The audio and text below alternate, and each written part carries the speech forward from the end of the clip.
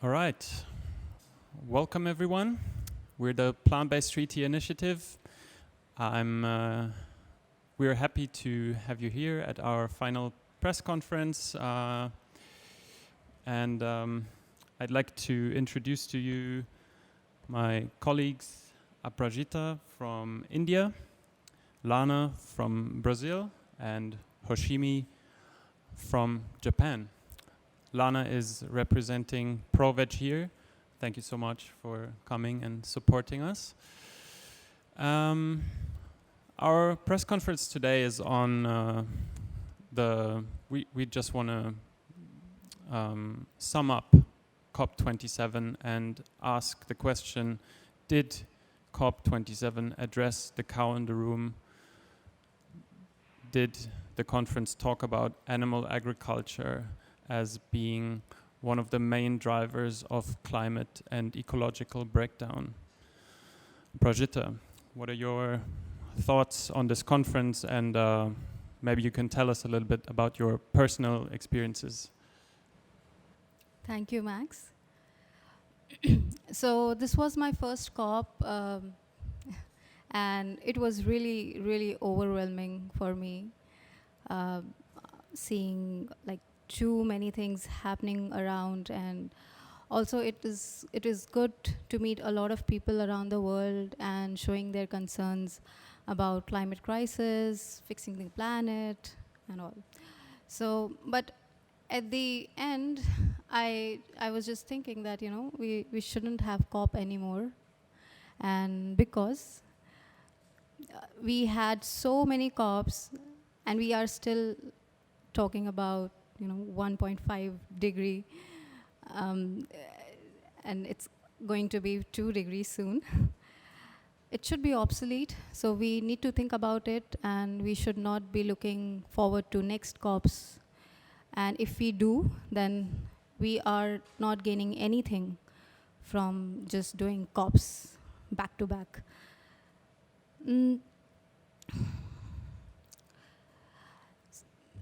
I also see that a lot of people around the world, mostly from the privileged ones, representing underprivileged from their countries, but they don't have much knowledge about what their people are going through, especially when the people of India, when I talked about the observers, because they are not addressing animal agriculture and the impact of animal agriculture in the country, and also they're not holding animal agriculture accountable for the climate crisis. They are still talking about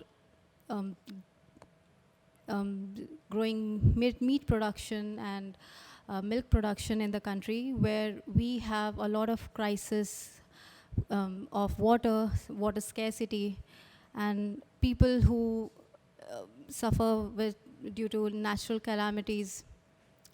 They are still there, and we are just enjoying COP. So this is what I see. Thanks. Yeah, thank you. Lana, I believe this is your second COP. What was this one like for you?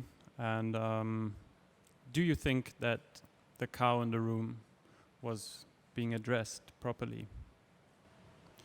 So aside from my role working with ProVeg International, I also am a young climate activist. And part of that role for me is that as young people in the UN climate change structure, we are able to sit in the negotiation rooms where agriculture is being talked about, the so-called Cornivia Joint Work on Agriculture that continues in this COP. And we are also able to sit there and voice our interventions, our opinions. Interventions is just the term for when you speak in these negotiations. And so that is an aspect that really impacts my experience, that I'm able to sit there and listen to the countries talk about their views on. I just want to we are from being able to address the so-called cow in the room or animal agriculture, because when you're sitting in these negotiation rooms, not only is the issues of livestock production, meat consumption, dairy consumption, none of that is talked about at all. you're not able to bring that up in the room. And also, they're not even able to talk about, for instance, this was brought up this year, to have a food systems approach, which would mean that you just start talking about the side of also consumption in these rooms, and to start talking about more besides intensifying production. That was already very difficult to pass. Many countries oppose that, and it's barely continuing as a possibility. And just to reach a decision of any kind, just for the countries to have some form of text that goes out of this negotiation room so that they're able to start acting, to start actually being together on implementation, as implementation is the large topic of this COP, has been extremely challenging. So you see countries in these rooms go back and forth and debate over the smallest one word, one comma, one aspect of this text, and we are so close to having no decision, no text at all passed out of this COP, which would mean that nothing on agriculture happens out of COP27 at all, and we're almost at that outcome. So just to show how far we are from being able to meaningfully come together and address this massive issue that impacts climate change, we're not even able to basically take any action on agriculture at all as it is happening. So no, we are not addressing the cow in the room, not at COP27. Thank you for your insights. Hoshimi, for you, it's your first COP here with the Plant-Based Treaty. What are your thoughts? What was your experience like here?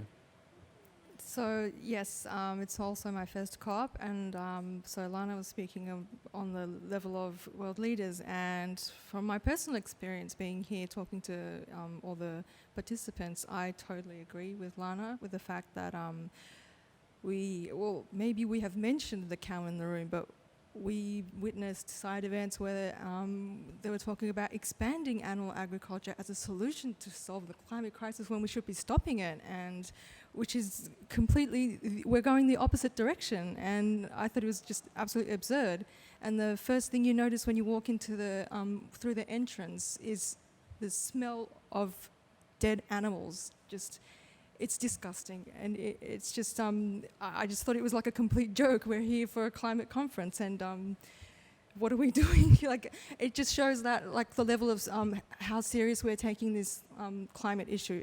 We're not taking it seriously, unfortunately. And we did interviews, so Max and I spent this morning interviewing just random people, just walking by, we asked them what do they think about the fact that animal agriculture being one of the leading causes of the climate crisis, yet they're selling hamburgers and dairy products and egg products at the buffet. And we saw a pattern that almost every single person will say that food is like, it has to be a personal choice, everyone should have a personal choice, and that it's a part of our culture, which I would like to ask, is culture a good enough excuse for us to continue slaughtering and exploiting innocent animals and damaging the environment at the same time, when we do have options? That's why we're here. We're promoting the plant-based treaty so we can shift away from animal farming, going to plant-based farming. And the fact that people from privileged countries standing there with hamburgers saying that they're using other people's cultures as an excuse for them to continue eating animals, I thought that was really disgusting, to be honest. That's like, it's really disrespectful, because it's basically you're saying there's a difference. Okay, there's a big difference between people who really have to eat animals because for survival, they have no other choice. Then there are, people who are using other people's culture as an excuse for them to eat. Like, it's totally absurd. And people who say things like that, it just shows how serious they are about solving the climate crisis. Yeah, I'd also like to add a few of my personal experiences. So this was my first COP as well. And what struck me the most is the audacity of the lobbyism of these really destructive industries, fossil fuel and animal agriculture, that's going on here. I've seen dairy lobbyists talking about net zero, at the same time talking about ramping up production and mentioning technology fixes like putting a mask on cows' noses to reduce methane emissions. I've seen beef lobbyists talking about how meat is good for the planet. We need more of it. We need more animals, and we need less trees. Can you believe that? I've seen ministers fall asleep in important discussions or scroll through social media or luxury items on their phones. There was a constant stream of private jets flying over your head. I've spoken to so many people from the global south who told me about how their communities at home are being ravaged by extreme weather. How the people of Egypt, for example, they can't afford to buy bread anymore. Or people in Eastern Africa, so right next door, are suffering from famine. Children are dying. And when I told them about the fact that in my country, Germany, we're feeding 2/3 of our grain harvest, that we feed it to animals.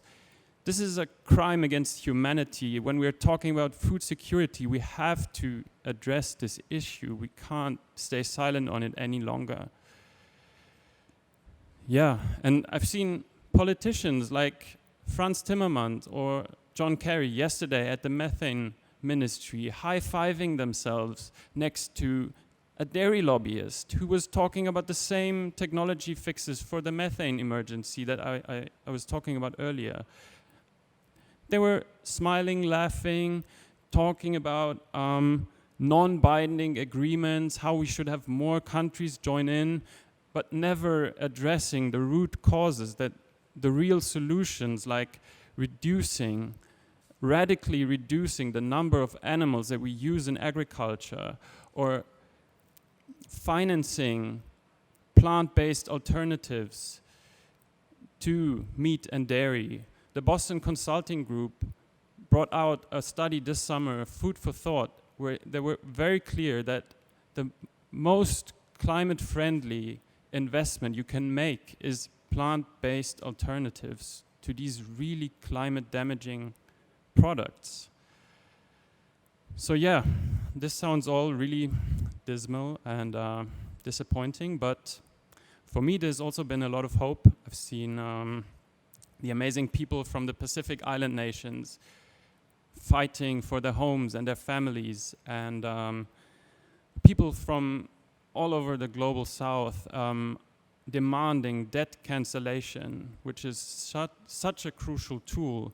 And I really hope that we can also, in this discussion in the future, that we can address the colonial and extractive nature of the animal industries of the global north, taking so many resources and nutrients, taking them, destroying nature in the global south, and using it to accumulate capital in the global north. And that's really something that we have to address. But yeah, seeing these amazing protests and the urgency that which the people are fighting this battle has also given me a new sense of urgency. And another thing, the amazingly friendly people of Egypt, always being so helpful and kind everywhere you go.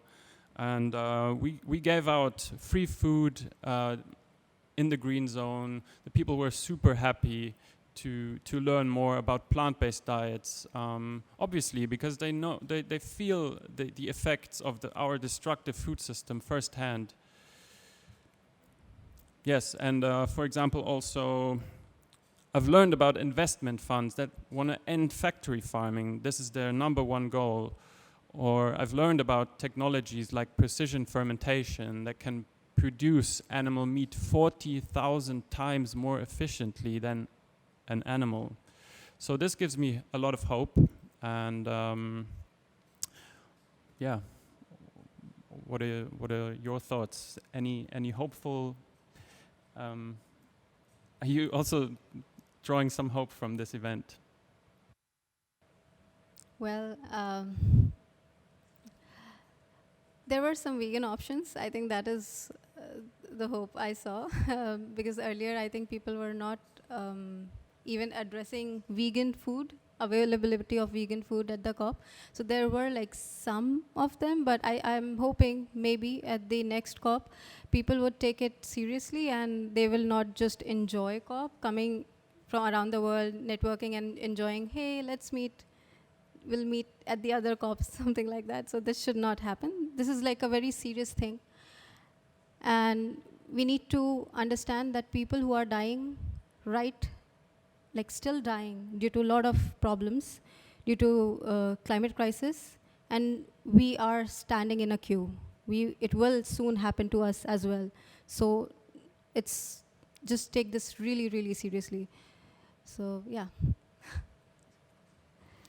Lana, I would say that a staggering amount of progress has been made in the larger perspective of the 27 years of this climate change conference occurring. In the beginning, we did not have negotiations that directly talked about agriculture. We didn't have any pavilions talking about food, and now we have 5 directly related to food systems and agriculture that happened at this conference, and one of which directly talked about plant-based diets, about the alternative protein technologies, about animal agriculture issues in this conference. So we had side events on that, aside from the free food giveaways, that we're able to have conversations with people about plant-based diets and those solutions. We also had those conversations happening within here in the blue zone, in the same negotiations space where you have ministers, where you have the high-level officials. We have been talking about plant-based diets throughout and having people do a number of different initiatives. And we also had food and agriculture as one of the core themes on the main stage of the COP, and food systems being talked about as the framework to move forward, potentially including consumption. So we have a large amount of progress. It's not enough. We are in an extremely urgent situation, so we do need more than this, and we do need to more strongly address this massively important area, but we also have a progress that we have not had in past years, and that's extremely important to acknowledge, that we're not stuck in the same place that we were 27 years ago, or even last year, where we had no pavilions and no food in the main topics being talked about. So we do have a progress that's moving very fast. It's not fast enough, but it does give us hope that we can keep building on that and have that momentum as we go into the next climate conference next year, set to happen in the United Arab Emirates, which has already talked about how they're interested in addressing food systems, how especially the promising solutions and technology in this area are of interest to them. And so we just need to join together to keep talking about all of the topics that need to go into that food systems and agriculture being covered, and to also not let the work stop during the year. It's not just this one time a year when we're at this conference together, but really to keep pushing the solutions forward in all the different ways that we have been throughout the year too. any final words from you, Hoshimi? Sure. So I do think that I do feel hopeful, because I did meet a lot of people who are here not just because their work sent them here, but because they really care. It was really inspiring to be working with our wonderful team, who many of us have like put our professional careers aside to dedicate our lives to this project. And yeah, and it's really incredible to be able to work with also Lana and ProVeg and all the other organizations who are really trying to make a difference. So that for me is really hopeful. And you know how they say that at first they ignore you, then they laugh at you, and then you win? I think we've got one stage closer, because before, I was saying there was no conversation. And now people are getting very defensive and angry about the fact that we're talking about plant-based, food systems. And I think that's a really good thing. We're making progress, and of course it's not fast enough, but and the thing is, for everybody here, the solution is actually quite easy. All you have to do is just change what you eat. That's so easy, right? Like, it's the easiest thing you can do as an individual is you can sign the plant-based treaty and you can change your diet. So instead of having cow's milk, you just go for plant milk. Instead of having beef burgers, you have like lentil burgers. It's really that easy. So so I hope you can all join us in this fight for the climate crisis, and we can do this together. Thank you. Yeah, I'd like to end this on just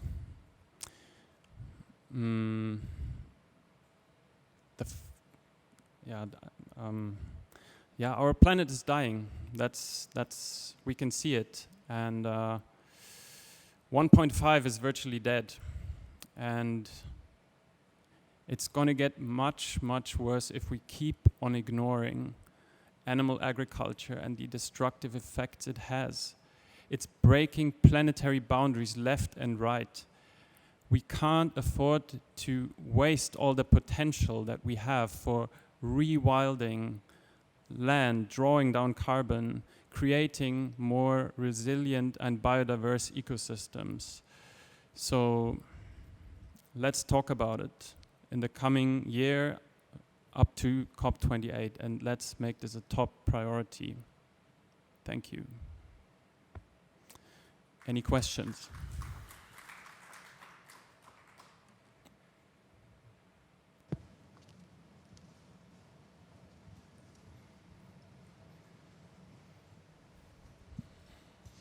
Hi. I had a question. We know the exact number of the fossil fuel lobbyists, and I was wondering if we have the exact number for the meat and dairy industry lobbyists, because I know someone counted it. I don't remember which institution actually, but we have like the exact number. If you know. And if you don't, how you know that the people that you saw speaking are they, I don't know, directors of dairy farm industries, or, yeah. Thank you. I unfortunately don't know the number, but I'm guessing it's also very large, because it's a very powerful industry, and they can see their interests being threatened, obviously. Ruminant animals are the main source of methane emissions on this planet. So it makes sense for them to come here and water down the issue. But as far as I can say about the importance of the people that were involved in this lobbyism, I would say very important. For example, we had also John Filczek, US Secretary for Agriculture, come in on the dairy lobbyist panel about net zero, the pathway to net zero, and congratulate the people there about the amazing efforts they're making. And they were presenting progress in the single digits. And this was enough for him to congratulate him. Lana, as a youth negotiator, do you have any more insight into this? I was just rechecking the number. It has more than doubled since last year, and they have at least 35 big agriculture lobbyists at COP27.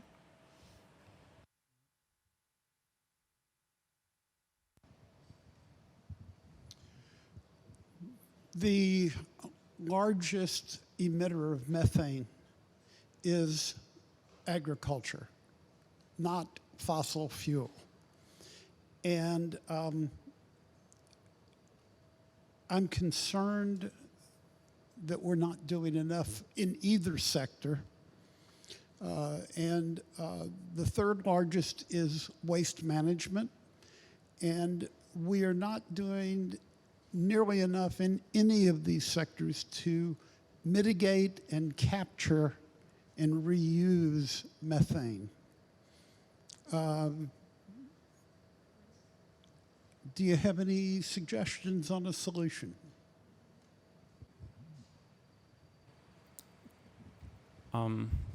It's a shame really that we're not stressing the issue of methane anymore. It's really our last shot at having the slightest chance of maintaining 1.5, because it's such a potent greenhouse gas, but at the same time it decomposes really quickly.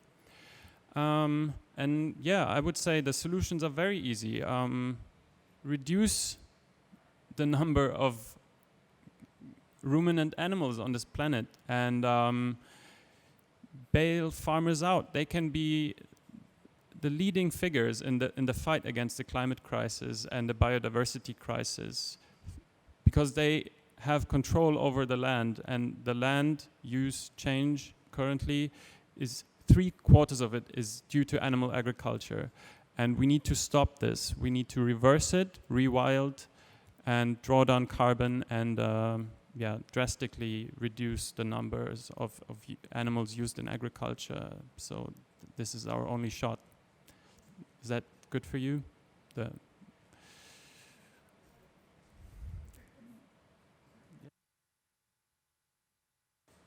So also, I think it's really important for governments to stop funding animal agriculture anymore and take this really seriously and start funding plant-based food system, like plant-based new companies which are trying to come up.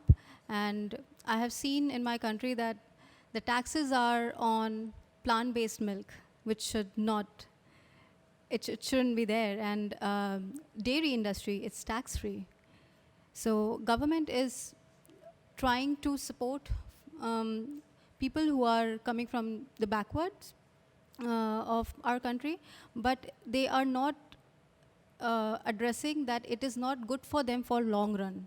So it is really important to take this really seriously by the government, and they need to act as soon as possible.